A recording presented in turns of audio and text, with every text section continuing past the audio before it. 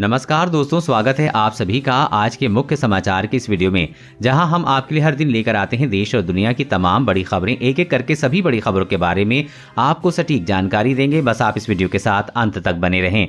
साथ ही आपसे एक छोटी सी रिक्वेस्ट है कि मुझे इस वीडियो को बनाने में बहुत मेहनत लगती है, तो इस मेहनत के लिए वीडियो पर एक लाइक जरूर कीजिएगा। साथ ही वीडियो के नीचे दिए गए इस लाल बटन को दबाकर चैनल को सब्सक्राइब कीजिए और इस घंटी को भी दबाइए ताकि आपको दिन भर की बड़ी खबरों की जानकारी लगातार मिलती रहे। तो चलिए दोस्तों, एक एक करके सभी बड़ी खबरों के बारे में जान लेते हैं। तो दोस्तों, आज की पहली बड़ी खबर की अपडेट की बात करें तो कोरोना का कहर, देश में पहली बार मिले 4 लाख से अधिक नए मरीज, 3,523 की जान गई। जी हां, देश में कोरोना वायरस की दूसरी लहर ने कोहराम मचा रखा है। प्रतिदिन कोरोना के नए मरीजों और कोविड से होने वाले मौतों की संख्या में बढ़ोतरी, लोग दहशत में हैं। लगातार बढ़ते मरीजों के चलते स्वास्थ्य प्रणाली चरमरा गई है। फिलहाल कोरोना का कहर थमता नजर नहीं आ रहा है। देश में पहली बार रिकॉर्ड 4 लाख से अधिक नए कोरोना मरीज मिले हैं, 3,523 की जान चली गई है। भारत में पहले सिर्फ अमेरिका में ही एक दिन में 4 लाख से अधिक कोरोना संक्रमण के मामले सामने आए थे। दुनिया के किसी भी देश में एक दिन में मिले नए कोरोना मरीज और कोविड से होने वाली मौतों का सबसे अधिक संख्या कल भारत में रही है।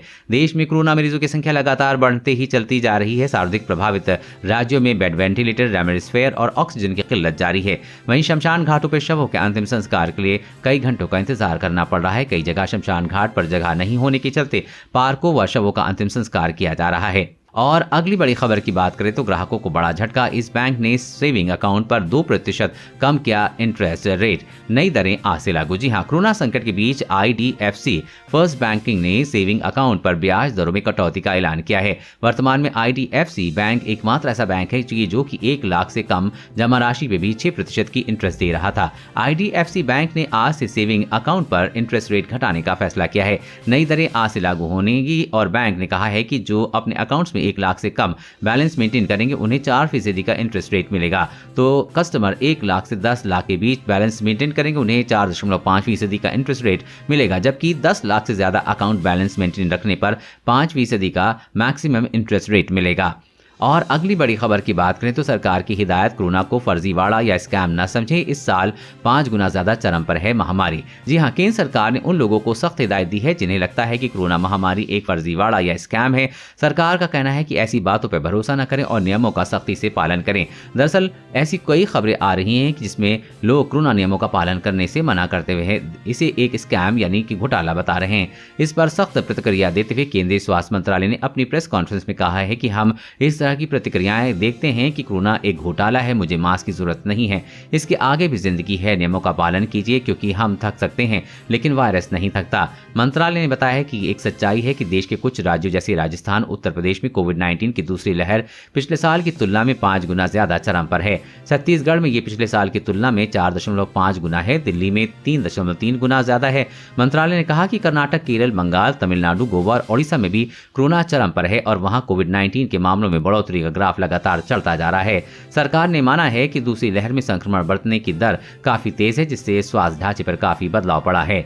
और अगली बड़ी खबर की बात करें तो कोरोना से मौत पर अंतिम संस्कार के लिए 5,000 रुपए की आर्थिक सहायता देगी सरकार। जी हां, कोरोना से बचाव और संक्रमित लोगों के इलाज के लिए हर जतन करने में जुटी योगी सरकार संकट की इस घड़ी में मदद की पहल कर रही है। सरकार की प्राथमिकता संक्रमण से लोगों के जीवन को बचाने की है। फिर भी कई अनहोनी हो जाए तो प्रभावित परिवार की हर तरह की मदद की जाएगी। ऐसी ही एक पहल प्रदेश में ग्रामीण क्षेत्रों में कोरोना से संक्रमित व्यक्ति के निधन पर राज्य सरकार मृतक के अंतिम संस्कार के लिए परिवार के वयस्क सदस्य को 5,000 रुपए की आर्थिक सहायता देगी। सरकार ने जिलाधिकारियों एवं जिला पंचायत अधिकारियों को निर्देश दिया है कि कोरोना संक्रमण से मृत व्यक्ति का अंतिम संस्कार आर्थिक कारणों से किसी भी दिशा में प्रभावित न हो पाए। कोविड के संक्रमण से मृत्यु होने की दिशा में अंतिम संस्कार के लिए तत्काल सहायता धनराशि 5,000 रुपए दी जाएगी।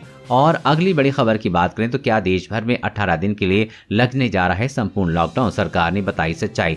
जी हां, देश भर में कोरोना वायरस संक्रमण के मामले लगातार बढ़ रहे हैं। 24 घंटे के अंदर देश भर में 4 लाख से ज्यादा संक्रमण के मामले सामने आए हैं। लगातार खराब हो रही स्थिति को देखते हुए एक बार फिर देश भर में पूरी तरह से लॉकडाउन की चर्चा हो रही है। सोशल मीडिया पे इसको लेकर लगातार मैसेज फॉरवर्ड किए जा रहे हैं। इस मैसेज में दावा किया गया है कि कोरोना के बढ़ते मामलों के बीच एक बार फिर केंद्र सरकार देश भर में संपूर्ण लॉकडाउन का ऐलान करने वाली है। दावे में कहा गया है कि 20 मई तक देश भर में पूरी तरह से लॉकडाउन लगा दिया जाएगा। ऐसे में इस तरह के मैसेज के पीछे की सच्चाई जाननी जरूरी है। तो आपको बता दें कि इस मैसेज की सच्चाई को जानने के लिए प्रेस इन्फॉर्मेशन ब्यूरो यानी कि PIB की फैक्ट चेक इकाई ने इसकी पड़ताल की है और पड़ताल में पाया है कि सोशल मीडिया पर वायरल हो रहा ये दावा फर्जी है। केंद्र सरकार ने ऐसी कोई घोषणा नहीं की है। और अगली बड़ी खबर की बात करें तो खुशखबरी, कोरोना के कारण हुए बेरोजगार को मिलेगा 3 महीने का वेतन समेत ये सुविधाएं। जानिए कैसे। जी हां, देश में कोरोना संकट लगातार बढ़ता जा रहा है। लाखों कर्मचारी आर्थिक संकट का सामना कर रहे हैं। इस बीच कर्मचारी राज्य बीमा निगम ने अपने एम्प्लॉयज के लिए बड़ी घोषणा की है। ESIC ने महामारी को देखते हुए कर्मचारी, उनके परिजनों को मुफ्त इलाज, आंशिक वेतन और बेरोजगारी भत्ता जैसी सुविधा देने का निर्णय लिया है। ESIC ने कहा है कि उसे लाभ के दायरे में आने वाले कर्मचारी या उनके घर वाले वायरस से लड़ रहे हैं तो उन्हें अस्पतालों में मुफ्त इलाज मिलेगा। अगर कर्मचारी इलाज किसी प्राइवेट हॉस्पिटल में कराते हैं तो भी खर्च का पूरा रकम वापस मिल जाएगी। कर्मचारी राज्य बीमा निगम ने कहा है कि अगर कोरोना के कारण किसी कर्मचारी की मृत्यु हो जाती तो अंतिम संस्कार के लिए उनके घर वालों को 15,000 रुपए दिए जाएंगे। साथ ही अगर कर्मचारी संक्रमित होने के कारण काम नहीं कर पाता है तब भी सैलरी मिलती रहेगी। EIIC ने कहा है कि अगर उपचार के दौरान कर्मचारी 90 दिनों तक गैर हाजिर है तो भी वेतन के लिए दावा कर सकता है।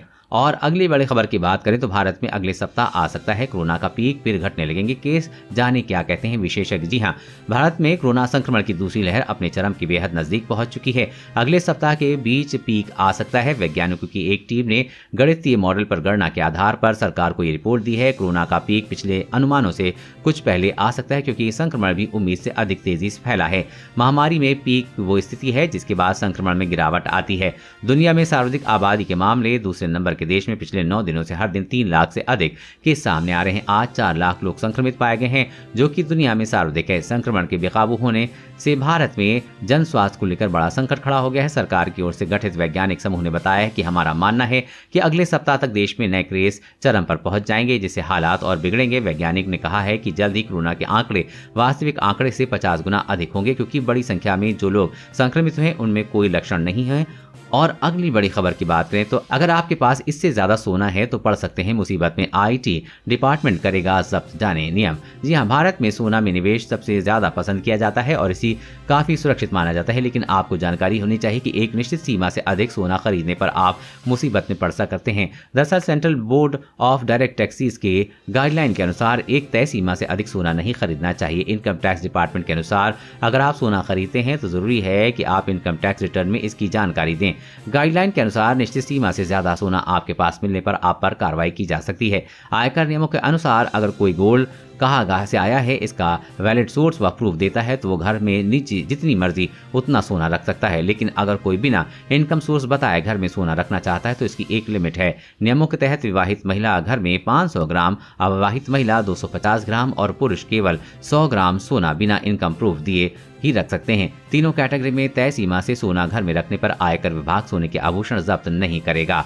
और अगली बड़ी खबर की बात करें तो SBI ने 44 करोड़ ग्राहकों के लिए जारी की जरूरी सूचना। 31 मई तक नहीं कराया KYC अपडेट तो बंद हो जाएगा खाता। जी हां, देश के सबसे बड़े सरकारी बैंक SBI ने अपने करोड़ों ग्राहकों के लिए एक जरूरी सूचना जारी की है। बैंक ने एक नोटिफिकेशन जारी कर अपने कस्टमर की KYC अपडेट कराने के लिए कहा है। अगर आप SBI के कस्टमर हैं तो आपको ये काम 31 मई तक कराना होगा। बैंक ने ग्राहकों को बताया है कि 31 मई तक KYC अपडेट करा ले, नहीं तो बैंकिंग सेवाएं बंद हो सकती हैं।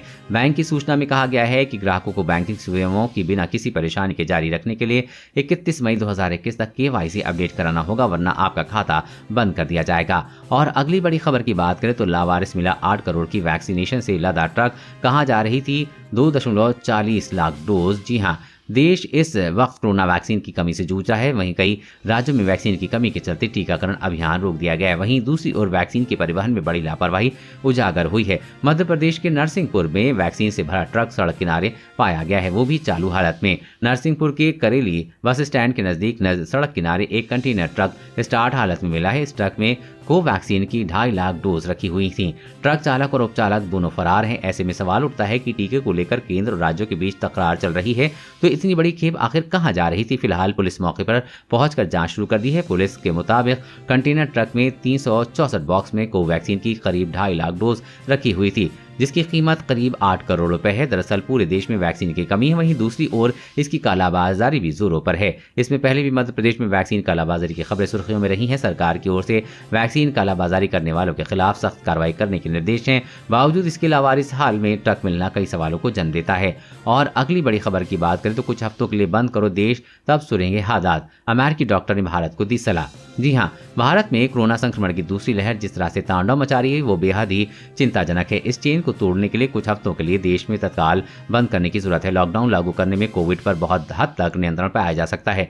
ये बात अमेरिकी राष्ट्रपति जो बाइडेन प्रशासन के मुख्य चिकित्सा सलाहकार डॉक्टर एंथनी एस फॉसी ने कही है। एक इंटरव्यू में डॉक्टर एंथनी ने कहा है कि भारत में जिस प्रकार कोरोना संक्रमण का फैलाव जारी है, लोग अस्पतालों में ऑक्सीजन और बेड के लिए परेशान हो रहे हैं, दवाओं की कालाबाजारी हो रही है, लोग पूरी तरह से बेबस नजर आ रहे हैं। ऐसे लोगों को इस वक्त कुछ भी समझ में नहीं आ रहा है। बेकाबू हो रहे कोरोना की वजह से भारत इस समय कठिन दौर से गुजर रहा है। ऐसे में तत्काल रूप से क्या करना चाहिए जिससे कि महामारी पर लगाम लग सके? इस स्थिति में देश में कुछ समय के लिए लॉकडाउन लगाने की जरूरत है। दोस्तों, आज की खबरों में बस इतना ही। इसी तरह हर रोज काम की खबरें जानने के लिए आप हमेशा हमारे साथ जुड़े रहें। हमारे साथ जुड़ने के लिए वीडियो के नीचे दिए गए इस लाल बटन को दबाएं और साथ ही इस घंटी को भी दबाइए ताकि आपको हर खबर की सटीक जानकारी मिल सके।